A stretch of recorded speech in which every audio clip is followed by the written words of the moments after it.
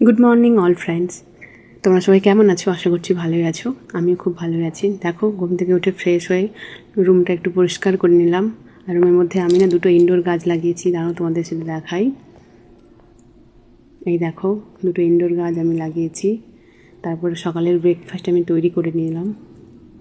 যেহেতু আমার হাজব্যান্ড অফিসে যায়, তাই আমাকে খুব সকাল সকাল রান্না করতে হয়, তাই রান্নার ভিডিও আমি তোমাদের কাছে শেয়ার করতে পারলাম না। দেখো, গরম গরম অ্যান্ড হেলদি এবং টেস্টি খাবার আমার তৈরি হয়ে গেছে। তোমরা কি কেউ বলতে পারবে এটা কী? কমেন্ট করে জানিও প্লিজ। তারপরে খেয়ে নিলাম ব্রেকফাস্টটা, একটু খেয়ে নিচ্ছি। তো খাওয়ার পরে তোমাদেরকে বললাম, যেহেতু আমার রান্না তৈরি থাকে, তাই তোমাদের কাছে রান্নার ভিডিও আমি করতে পারলাম না। তাই খাওয়া দাওয়া শেষ করে সমস্ত কিছু ধুয়ে ফ্রেশ হয়ে তোমাদের সঙ্গে আবার লাঞ্চের ভিডিও নিয়ে চলে এলাম।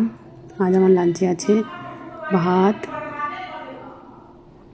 আর কুমড়ো মাখা, ডিম ভাজা, বড়া ভাজা আর ফুলকপি আলুর তরকারি। জানো তো, আমি না ঘরে না দই বানিয়েছি, তাই ভাত খাওয়ার পরে একটু দইও খেয়ে নিলাম। তোমরা কি কেউ দই ঘরে বানাতে পারো? তাহলে কমেন্ট করে জানিও।